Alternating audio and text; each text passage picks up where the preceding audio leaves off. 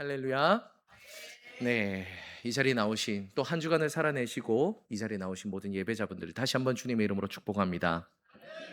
오늘 생명의 떡이라는 제목으로 하나님의 말씀을 전할 때 이 떡과 생명수를 맛고 마시는 은혜가 이 성도님들에게 가득하길 주님의 이름으로 축복합니다. 어, 제가 신학대학원을 다니면서 이 사역을 할 때였어요. 그때 신대원을 다니면서 사역을 하다 보니까, 그리고 신대원을 가려면 늘 아침마다 저녁마다 이 등하굣길을 1시간 반씩 달리다 보니 참 많이 피곤했던 것 같습니다. 그렇게 다니다 보니까 이 스트레스를 많이 받아서 그런지 저에게 이 불면증이라는 이 병이 찾아오게 됐어요.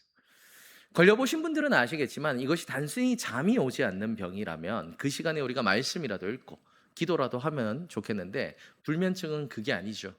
몸은 너무나 피곤해 죽겠는데 정말 막 눈은 스르륵 감기는데 막상 눈을 감으면 잠이 안 드는 거예요. 사람이 정말 미치고 팔짝 뛰는 병이 이 불면증이라는 거 제가 그때 봤습니다. 새벽 4시까지 꼬박 새다가 새벽 기도를 간 적이 한두 번이 아니었어요. 제가 그렇게 너무 괴로워하자 어느 날 아내가 저한테 이제 약병을 하나 딱 내미는데, 이거 보니까 저는 그게 처음에 수면 유도제인 줄 알았는데 그게 아니라 비타민 D라고 적혀 있더라고요. 처음엔 되게 의아했습니다. 아니, 내가 이 불면증인데 잠이 안 오는데 몸이 안 건강한 건 아닌데 왜 비타민 D를 주나 생각해 보니까, 비타민 A나 C 이런 건 좀 그래도 알 법했는데 D라는 건 저한테는 생소했거든요. 유도제도 아니고 왜 이걸 주는가 싶었지만, 아내가 어련히 생각이 있겠지 싶어서 그것을 꾸준히 먹었고, 놀랍게도요, 그때부터 잠이 조금씩 드는 겁니다. 알고 보니까 이 사람이 잘 때 햇빛을 이제 평소에 쬐면서 이 비타민 D가 좀 활성이 돼야지 잠을 잘 수 있는데, 제가 늘상 이 방 안에 틀어박혀 있고 공부하고 차만 타고 다니니까 D가 부족했다는 걸 이 아내는 알았던 거예요. 제가 그걸 먹으면서, 아, 그렇구나. 우리가 살아가는 가운데 밥만 먹어서 된다는 게 아니구나. 우리가 영양제 같이 제2의 양식으로 꼭 먹어야 되는, 현대인들이 꼭 먹어야 되는 그런 것들이 있구나라는 걸 제가 그때 깨닫게 됐어요.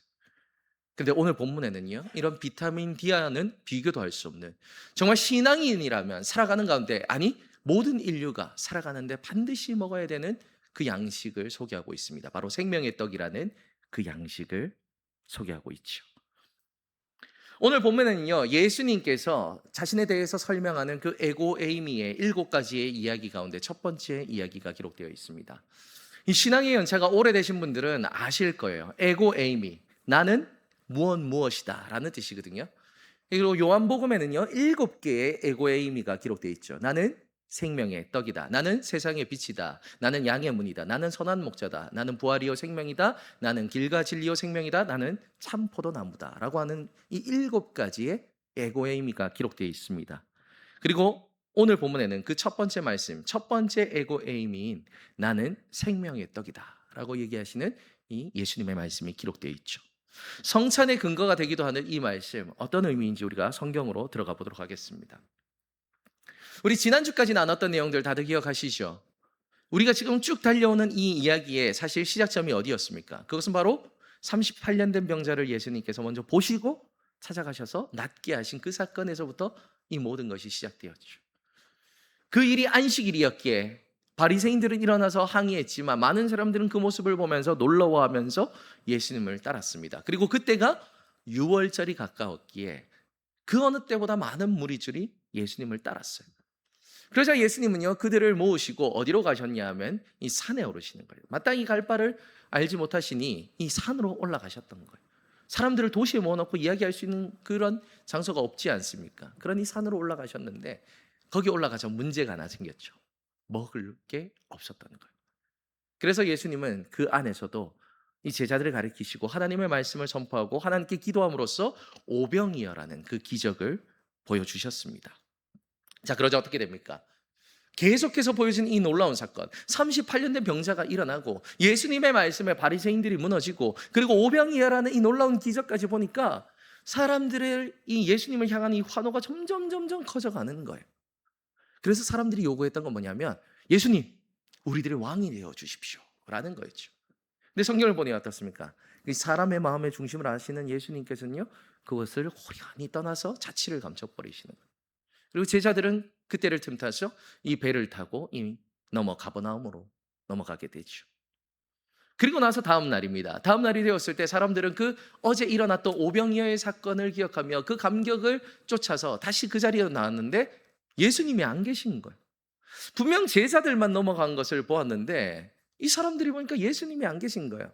우리가 오늘은 잠깐 스킵을 하고 읽었지만 너무나 중요한 이야기도 모두가 잘 알고 있는 이야기처럼 예수님은 그 밤새 제자들을 따라 무리를 걸으셔서 그 가버나움으로 넘어가셨던 그 사건이 있었지 않습니까?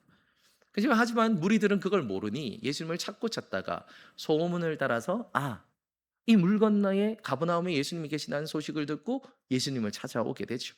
그리고 나서 예수님을 만나니까 그들은 놀라면서 이렇게 이야기를 합니다. 기뻐하면서 예수님 도대체 언제 이곳에 오셨습니까? 이렇게 이야기를 하는 거예요. 자, 그러자 예수님은 이렇게 대답을 하시죠. 26절의 말씀을 우리가 함께 봤습니다.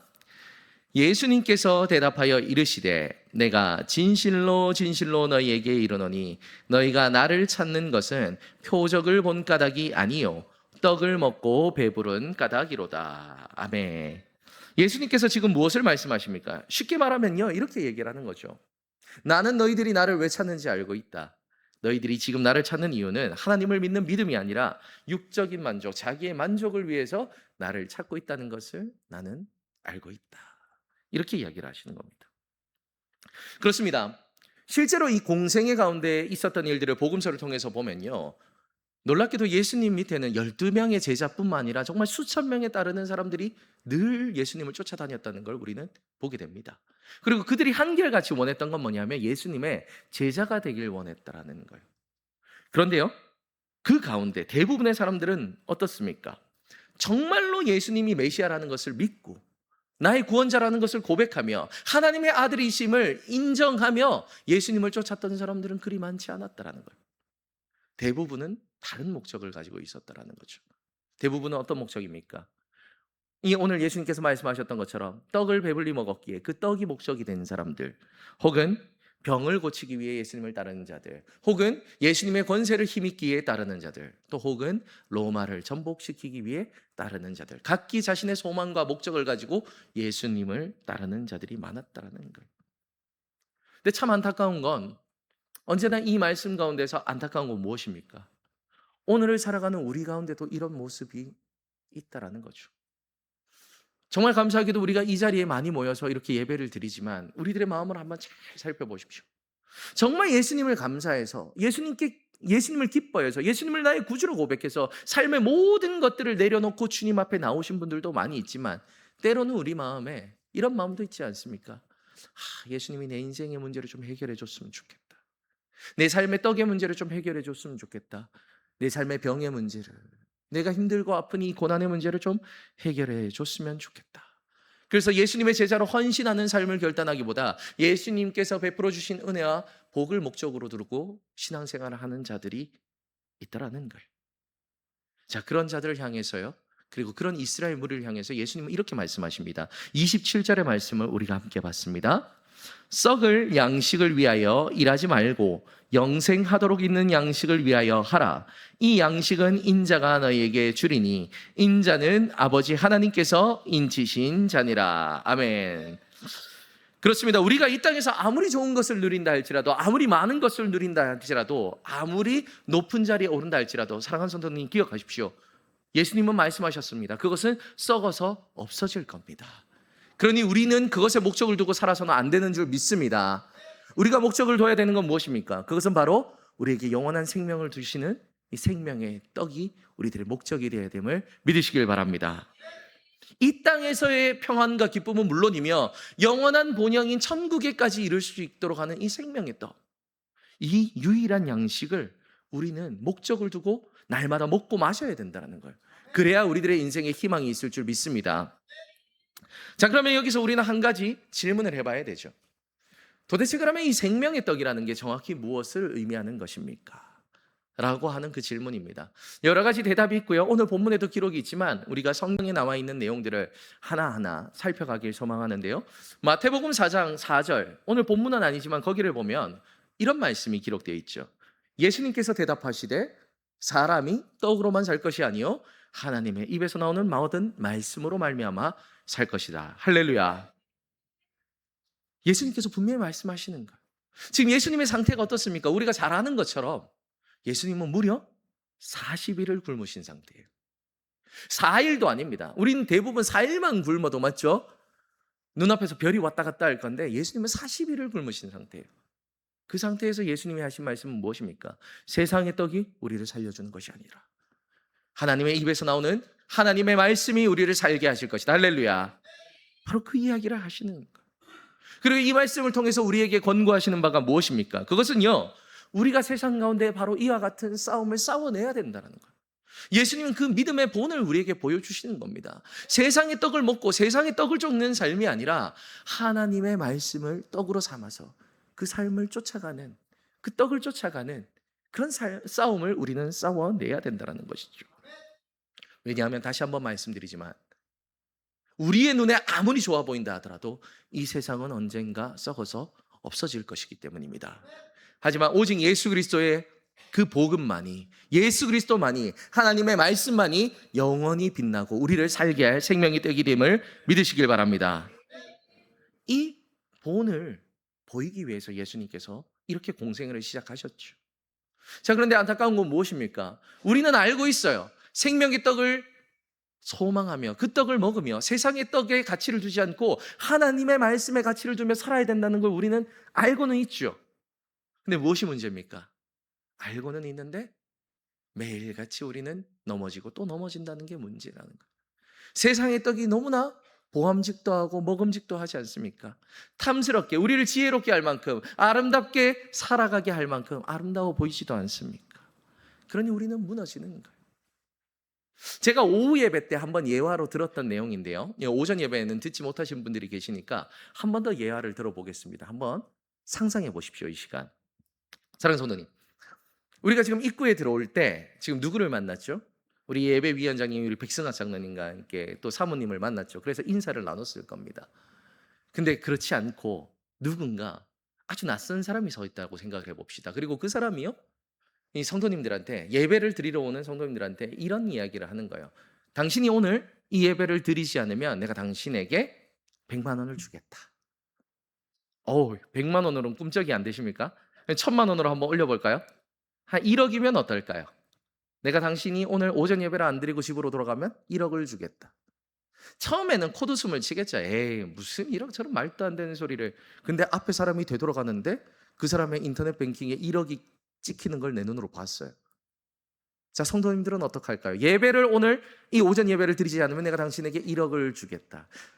대답은 안 하셔도 돼요. 늘 말씀드리지만 서로 상처받을 필요는 없지만, 근데 우리의 마음은 우리가 잘 알죠.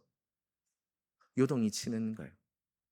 10,000원이면 그까짓 거 뭐 내가 안 받고 예배 드리고 말지, 믿음이 있어 보이는데 10만 원이 되고 100만 원이 되고 1000만 원이 되고 억이 되면 어라 싶은 거죠. 반대로 말씀을 드려볼까요? 예배를 드릴 때마다 제가 입구에 서서 성도님들의 주머니에 10만 원씩을 넣어드리는 거예요. 예배 오셨군요. 너무 잘하셨습니다. 새벽 기도고 수요 예배고 금요 예배고 오전 예배고 오후 예배고 할 거 없이 예배에 오기만 하면 10만 원씩을 다 넣어드리는 거예요. 자, 그러면 예배를 빠지는 사람이 있을까요? 아무도 없을 거예요. 오히려 빠지면 어떻습니까? 자, 새벽 기도 계산을 해봅시다. 새벽 기도와 수요 예배와 오전 오후만 해도 일주일에 거의 돈 100만 원을 챙겨갈 수 있어요. 그러면 한 달이면 돈 400만 원입니다. 그러면 누군가 예배를 빠지면 오히려 서로 전화하겠죠. 야, 이 바보 같은 사람아, 예배 한 번만 참여하면 10만 원 벌어가고 한 달에 400을 벌어갈 수 있는데 이 바보같이 이걸 참여를 안 하냐고 서로 불러드리고, 아마 모르긴 몰라도 여기는요, 대명동에서 가장 부흥하는 교회가 될 겁니다. 참 극단적인 예지만 우리는 이 예를 통해서 참 불편한 진실을 눈앞에 두고 있지 않습니까? 우리가 드리는 이 예배가, 우리가 받는 이 하나님의 말씀이 때로는 우리에게는 이 10만 원의 가치도 못할 수 있다라는 거예요. 이 돈에 흔들리더라는 거죠. 어찌 보면 그것이 우리가 가진 나약함이더라는 겁니다. 사랑하는 성도님, 근데 그거 아십니까? 100만 원이 아니라 1000만 원이 아니라 억이 아니라, 아니 100억을 준다 해도요, 결코 예배를 포기하지 않는 사람들이 있습니다. 에이, 목사님, 그런 사람이 어디 있습니까? 100억입니다. 100억. 100억이면 예배 한 번만 딱 빠져도 목사님 제가 11조를 드리면 10억입니다. 그런 어리석은 선택을 하는 사람이 어디 있습니까? 100억을 받는 게 훨씬 지혜롭지요. 이렇게 이야기하시는 분이 계실지 모르지만 아닙니다. 있습니다. 수십억, 수백억을 넘어서 목숨을 버려서까지라도 이 예배를 선택한 자들이 있다라는 것. 역사 가운데 대표적인 인물 한 분을 얘기하면 우리가 잘 아는 이 서머나 교회의 감독이었던 폴리캅을 들 수 있겠죠. 그 폴리캅에게 사람들이 말했던 건 무엇입니까? 단 한 번의 예배를 빠지라는 거였어요.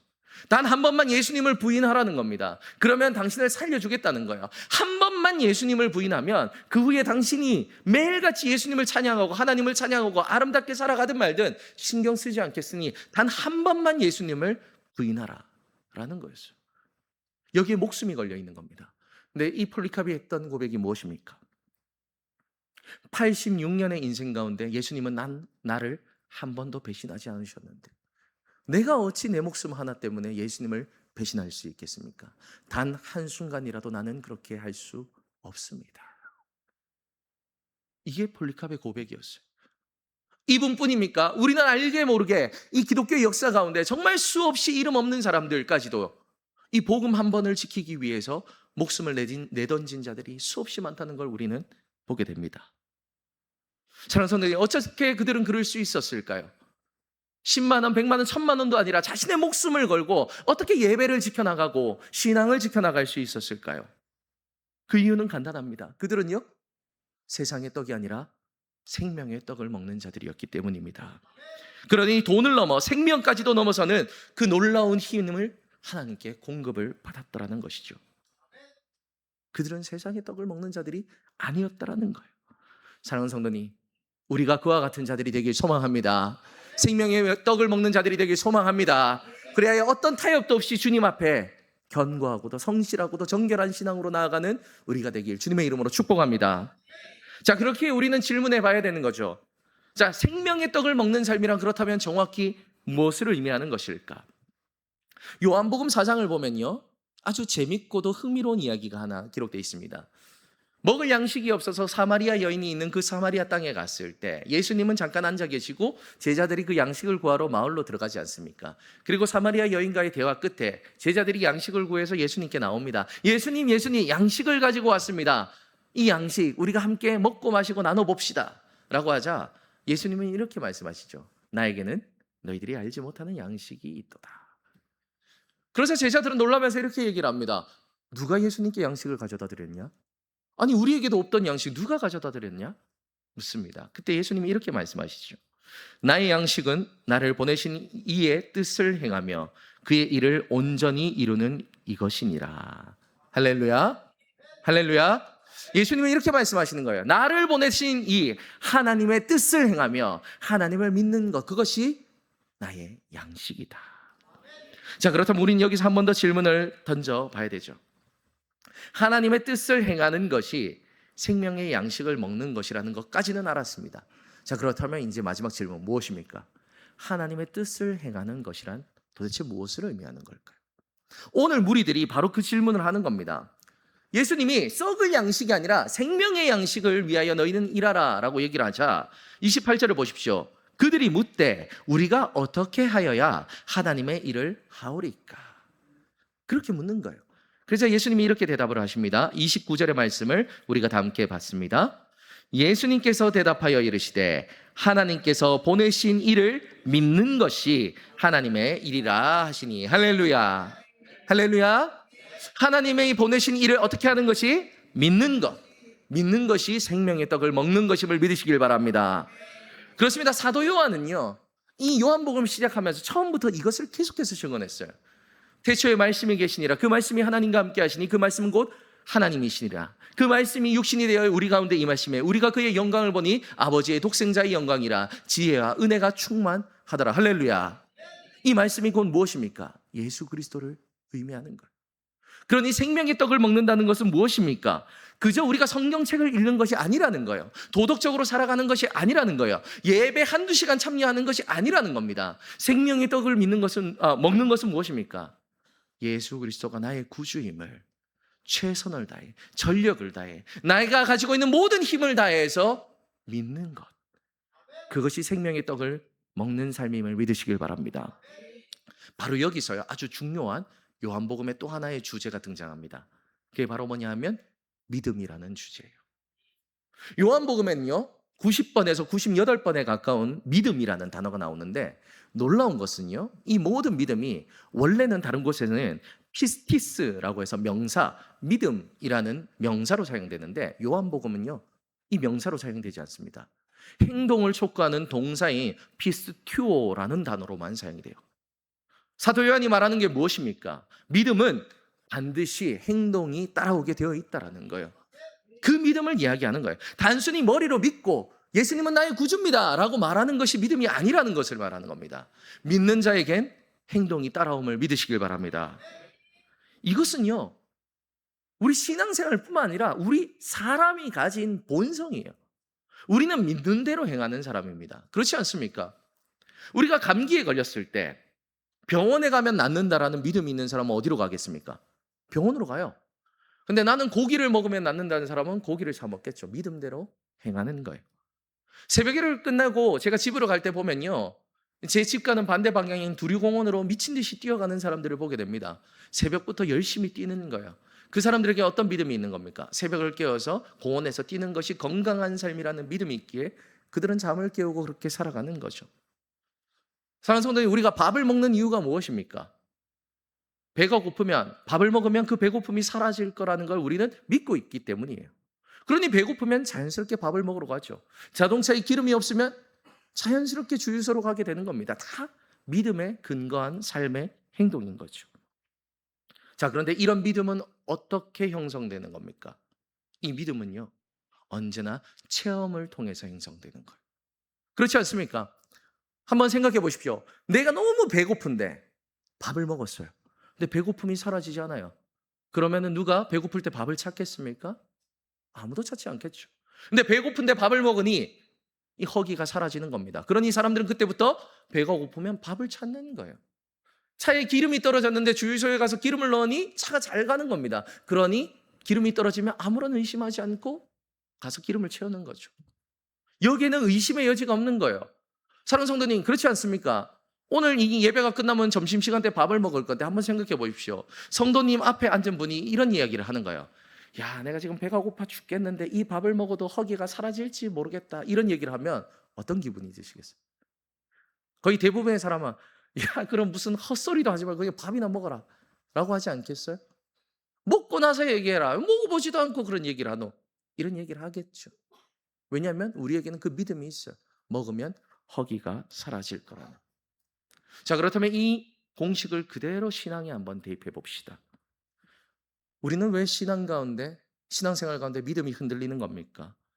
우리는 왜 세상과 자꾸 이 믿음을 저울질하고, 우리는 왜 예배에 자꾸 빠지며, 우리는 왜 자꾸 세상을 향해 걸어가는 겁니까? 이 믿음이 없기 때문입니다. 교회에서 자꾸 예배 가운데 사람들이 사라지는 이유가 무엇입니까? 이 믿음이 없기 때문이에요. 이 예배를 들여서 예수님을 만날 거라는 믿음, 그 예수님이 나의 주인이 되시고 그 예수님이 나의 인생을 바꿔주실 거라는 그 믿음이 없기 때문입니다. 그리고 그 믿음이 없는 이유는 무엇입니까? 체험하지 못했기 때문입니다. 내가 주님 앞에 나아가서 정말 믿음으로 도전하고 헌신해서 삶을 뚫어내는 그 체험이 부족했다라는 것. 말씀을 들고 나아가서 하나님의 능력 가운데 승리했다라는 그 체험이 부족했다라는 거예요. 그러니 어떻습니까? 예배를 아무도 소망하지 않죠. 신앙을 아무도 가지려 하지 않는 겁니다. 그거 가져봤자 내 인생에 무슨 도움이 되겠는가? 그러니 생명의 떡이신 예수님을 만나려 하지도 않고 먹으려도 하지 않는 겁니다. 그런데 바로 이 지점이에요. 요한복음의 아주 중요한 지점입니다. 제가 앞서 말씀드린 것처럼 요한복음의 아주 중요한 주제가 믿음이라 말씀드렸습니다. 그런데 이 믿음은요, 그저 생기는 믿음에 대해서 말하지 않아요. 요한복음을 보면요, 이 믿음이 어떻게 생깁니까? 언제나 예수님을 만남으로 인해서 생기는 믿음을 이야기합니다. 예수님은 나다나엘을 만나주시고 니고데모를 만나주십니다. 사마리아 여인을 만나주고 38년 된 병자를 만나주시죠. 여러 가지 병자들을 만나주시고, 그리고 죽은 나사로를 통해 마르다를 만나주십니다. 그리고 그 만난 자들이 그 만남을 통해서 가지게 되는 게 무엇입니까? 그게 바로 믿음. 이더라는 거예요. 사랑하는 성도님, 그러니 우리가 구해야 될 것은 무엇입니까? 이 예배 가운데 예수님을 만날 수 있도록 우리가 구해야 될 줄 믿습니다. 그 생명의 떡을 먹을 수 있도록 우리가 구해야 될 줄 믿습니다. 그래야지 우리는요, 소망이 있다라는 거예요. 자, 그렇게 말씀을 듣고 먹으며 체험되며 형성된 믿음은 어떻게 되는 믿음입니까? 머리에만 머무는 믿음이 아니라는 거예요. 피스티스가 아니라는 거예요. 우리를 삶을 변화시키는 피스티오, 믿음의 삶을 걸어가게 하는 바로 그 믿음으로 변화되더라는 것이죠. 입으로 지식으로만 말하는 것이 아니라 내 삶이 변화되는 그 믿음이 예수님을 만나는 순간 생겨나게 되는 것입니다. 왜냐하면 예수님이 생명의 떡이 되시기 때문입니다. 그런데 참 안타까운 것은 이 예배를 드림에도 불구하고 내가 예수님을 만났다라고 체험했다라고 확신하며 고백하는 자들이 드물다라는 거예요. 무엇이 문제일까요? 예수님이 깐깐하셔서, 예수님이 사랑이 없으셔서, 그래서 예수님이 누구누구는 만나주시고 누구누구는 안 만나주시는 걸까요? 아니죠. 예수님의 사랑은 여기 있는 모든 이들, 아니 전 인류를 품을 수 있는 넓은 사랑임을 믿으시길 바랍니다. 그렇다면 왜 우리들이 예수님을 만나지 못했을까? 오늘의 현대인들에 있어서 가장 큰 문제 두 가지가 있죠. 첫 번째는 무엇입니까? 예수님을 만나고 싶긴 한데 예수님의 그 모든 정수가 녹아있냐? 아니, 예수님 그 자체인 하나님의 말씀을 도무지 읽지를 않아요. 일주일 동안 우리 요즘 재밌는 드라마가 참 많다 하더라고요. 넷플릭스도 그렇고 월드컵도 그렇고 그런 거는 2시간도 3시간도 4시간도 즐겁게 박수치면서 보는데 말씀만 읽으려고 이걸 펴놓은 5분도 안 돼서 어찌 그리 잠이 오는지, 그러니 못 만나죠. 설교 시간 가운데도 어떻습니까? 우리 안에서 있는 이 모든 생각들이요, 기도 가운데 정결하게 되지가 않으니 들으면서도 저건 들으면 좋은 말씀 받아들이고 저건 들으면 좀 힘든 말씀이니까 쳐내고, 그러다 보니까 예수님을 만날 수가 없는 거예요. 하나님의 말씀을 읽지도 않고 하나님의 말씀을 귀히 여기지도 못하니 우리는 그분을 체험할 수가 없고 생명의 떡을 먹을 수가 없죠. 그러니 어떻습니까? 예배를 드려도 힘이 안 나는 거예요. 희망이 없는 거예요. 능력이 생기지 않는 거예요. 예배를 드리고 나갔는데 어깨는 그대로 축 처져 있는 거예요.